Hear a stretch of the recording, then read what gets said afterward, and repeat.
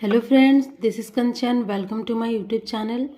चलिए फ्रेंड्स, आज हम लोग शिक्षण के सिद्धांत के बारे में पढ़ेंगे, टीचिंग प्रिंसिपल। तो शिक्षण विधियाँ दो प्रकार के सिद्धांतों पर आधारित है। हमारा जो शिक्षण है वो दो प्रकार के सिद्धांतों पर आधारित है। पहला हमारा है सामान्य सिद्धांत, दूसरा हमारा है मनोवैज्ञानिक सिद्धांत। तो पहला हमारा सामान्य सिद्धांत है। सामान्य सिद्धांत को निम्न श्रेणियों में विभाजित किया गया है। सामान्य सिद्धांत जनरल प्रिंसिपल को निम्न श्रेणियों में क्या किया है? विभाजित किया गया है। पहला है प्रेरणा का सिद्धांत, प्रिंसिपल ऑफ मोटिवेशन।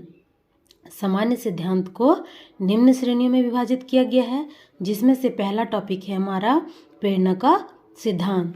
तो यह छात्रों के बीच नई बातों को जानने की जिज्ञासा पैदा करता है। प्रेरणा हो गया मोटिवेशन, यानी कि छात्रों को, जो छात्र जब पढ़ेंगे सीखेंगे कक्षा में, तो उसके अंदर मोटिवेशन नई बातें को जानने की जिज्ञासा को पैदा करता है। दूसरा हमारा है गतिविधि का सिद्धांत, प्रिंसिपल ऑफ एक्टिविटी। एक्टिविटी मतलब ही यहाँ हो गया है कि शारीरिक, मानसिक, बौद्धिक रूप से बच्चे को सक्रिय बनाना। फॉरवेल की किंडरगार्टन की अवधारणा इसी पर आधारित है। यह शारीरिक और मानसिक दोनों गतिविधियों को सम्मिलित करता है। गतिविधि का सिद्धांत में शारीरिक रूप से और मानसिक रूप से दोनों की गतिविधियों को विद्यालयों में सम्मिलित करता है। तीसरा हमारा है रुचि का सिद्धांत, प्रिंसिपल ऑफ इंटरेस्ट।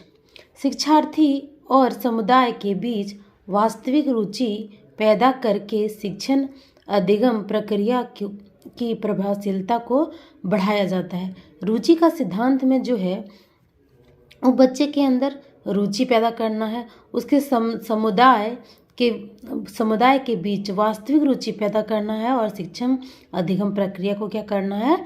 प्रभावशीलता के साथ बढ़ाना है। ये हमारा रुचि का सिद्धांत कहता है। नेक्स्ट हमारा है जीवन के साथ जोड़ने का सिद्धांत, principle of linking with life. तो जीवन एक निरंतर अनुभव है और शिक्षण अधिक अस्थायी रूप से जीवन के साथ जुड़ा हुआ है। शिक्षण की जो प्रक्रिया है वो मनुष्य के साथ जुड़ा हुआ रहता है। तो ये क्या है? एक निरंतर प्रक्रिया है जो जीवन के साथ हमारा रिलेट रहता है। नेक्स्ट हमारा पांचवा है निश्चित उद्देश्य का सिद्धांत। यह सिद्धांत शिक्षण संसाधनों के अनुकूलतम उपयोग और सीखने पर अधिक ध्यान केंद्रित करने के लिए महत्वपूर्ण है। निश्चित उद्देश्य का सिद्धांत बताता है कि यह जो है शिक्षण संसाधनों के अनुकूलतम उपयोग और सीखने पर अधिक ध्यान हमारा केंद्रित करता है और यह शिक्षण की दृष्टि से बहुत ही महत्वपूर्ण है। छठा हमारा है व्यक्तिगत मतभेद को पहचानने का सिद्धांत। तो यह हर छात्र ज्ञान, मनोदृष्टि, योग्यता, क्षमता और सामाजिक आर्थिक परिप्रेक्ष्य यानी कि बैकग्राउंड के संदर्भ में भिन्न होता है। हर एक विद्यार्थी अपने आप में अलग होता है, सब में कुछ अलग अलग क्वालिटी होती है। कुछ विद्यार्थी सुन के ज़्यादा सीखते हैं, कुछ विद्यार्थी देख के ज़्यादा सीखते हैं। तो हर छात्र में अलग अलग दृष्टिकोण होता है, समझने का, सुनने का, देखने का, सीखने का। तो सबका संदर्भ भिन्न होता है। शिक्षण पद्धति को ऐसे तैयार किया जाना चाहिए सभी छात्र जीवन में समान अवसर का लाभ उठा सके। और हमारा जो शिक्षण प्रक्रिया है उसको इस तरह से व्यवस्थित करना चाहिए ताकि हर व्यक्ति को, हर छात्र को समान अवसर मिले सीखने को और वो अच्छे से सीख सके। नेक्स्ट हमारा है चयन का सिद्धांत, प्रिंसिपल ऑफ सिलेक्शन। तो ज्ञान का क्षेत्र दिन प्रतिदिन बढ़ रहा है। ज्ञान का जो हमारा क्षेत्र है वो दिन प्रतिदिन क्या हो रहा है? बढ़ रहा है। तो शिक्षक शिक्षार्थियों को उद्देश्यों के उद्यतन यानी कि अपडेट रहना चाहिए शिक्षक और शिक्षार्थियों को दिन प्रतिदिन की प्रतिक्रियाओं में, दिन प्रतिदिन की घटनाओं के साथ क्या करना चाहिए, अपडेट रहना चाहिए और अधिक प्रासंगिक सामग्री को लेने में सक्षम होना चाहिए। तो ये क्या चयन का सिद्धांत कहता है। नेक्स्ट हमारा है योजना का सिद्धांत, प्रिंसिपल ऑफ प्लानिंग। तो हर शिक्षक के निश्चित समयबद्ध उद्देश्य होते हैं और इसीलिए शिक्षण संस्थानों का उपयोग अनुकूलतम बनाने के लिए व्यवस्थित होना चाहिए। योजना का सिद्धांत कहता है कि हर कार्य के लिए समय निर्धारित करना चाहिए ताकि उसका उचित और अच्छे से स्कूल संचालित हो सके और व्यवस्थित ढंग से कार्य हो सके। नेक्स्ट हमारा है विभाजन का सिद्धांत, प्रिंसिपल ऑफ डिवीजन।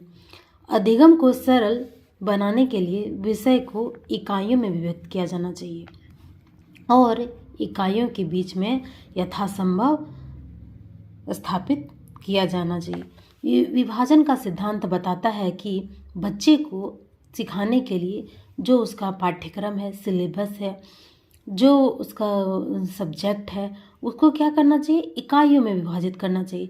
यानी कि एक सब्जेक्ट में एक चैप्टर को कितने दिन में ख़त्म करना चाहिए ताकि बच्चे को अच्छे से और आसानी से समझ में आ सके। नेक्स्ट हमारा है संशोधन का सिद्धांत। तो शिक्षक को अधिक अस्थायी बनाने के लिए अर्जित ज्ञान को तुरंत और बार बार संशोधित किया जाना चाहिए। संशोधन का सिद्धांत बताता है कि शिक्षक को अधिक अस्थायी बनाने के लिए अर्जित ज्ञान को तुरंत और बार बार उसमें संशोध करना चाहिए, परिवर्तन करना चाहिए, समय समय के साथ उसे अपडेट रहना चाहिए। नेक्स्ट हमारा है सृजन और पुनर्सृजन का सिद्धांत। यह सिद्धांत कक्षा के वातावरण को हास्यपूर्ण और रचनात्मक बनाने के लिए अति आवश्यक है। नेक्स्ट हमारा है लोकतांत्रिक व्यवहार का सिद्धांत, प्रिंसिपल ऑफ डेमोक्रेसी। यह सिद्धांत छात्रों को विभिन्न गतिविधियों की योजना बनाने और उनके क्रियान्वयन के लिए पर बल देता है। यह शिक्षार्थियों के आत्मविश्वास और आत्मसम्मान को विकसित करने में सहायता करता है। दूसरा टॉपिक हमारा था मनोवैज्ञानिक का सिद्धांत। तो मनोवैज्ञानिक सिद्धांत को भी निम्न श्रेणियों में क्या किया गया है, विभाजित किया गया है। फर्स्ट हमारा प्रेरणा और रुचि का सिद्धांत, principle of motivation and interest. तो शिक्षक को यह समझना चाहिए कि हर छात्र को अलग अलग मनोवैज्ञानिक तत्व होते हैं और एक छात्र को उसकी प्रेरणा और ज़रूरत का पहचान करवा कर प्रेरित किया जाना चाहिए। प्रेरणा और रुचि का सिद्धांत बताता है कि शिक्षक को हर छात्र के अलग अलग मनोवैज्ञानिक तत्व होते हैं और उसकी प्रेरणा और ज़रूरतों का पहचान करके उसको सीखने के लिए प्रेरित करना चाहिए। नेक्स्ट हमारा है मनोरंजन का सिद्धांत, प्रिंसिपल ऑफ एंटरटेनमेंट। तो एंटरटेनमेंट लंबी अवधि तक चलने वाली कक्षाओं की थकान मिटाता है, एक रास्ता को तोड़ता है। यह छात्र को पुनः सीखने के लिए ऊर्जा प्रदान करता है। मनोरंजन का सिद्धांत बताता है कि मान लीजिए 2-3 घंटे की क्लास चल रही है, तो उसमें शिक्षक को चाहिए कि कुछ एंटरटेनमेंट बातें बोले, जब बच्चे को एंटरटेन तरीके से पढ़ाए ताकि बच्चे के अंदर जो बोरियत छा जाता है कि वो थक जाता है पढ़ते पढ़ते 2-3 घंटे तक क्लास में, तो सब पुनः सीखने के लिए ऊर्जा प्रदान किया जा सके।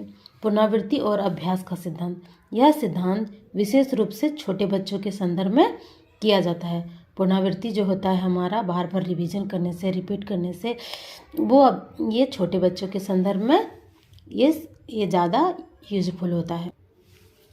नेक्स्ट हमारा है रचनात्मकता और आत्म अभिव्यक्ति को प्रोत्साहित करने का सिद्धांत। यह सिद्धांत विशेष रूप से गणित और भाषा को सीखने के विषय में लागू होता है।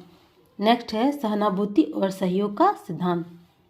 यह सिद्धांत छात्रों को प्रेरित करने के लिए आवश्यक है। सहानुभूति और सहयोग का सिद्धांत जो है वो छात्रों को प्रेरित करने के लिए किया जाता है।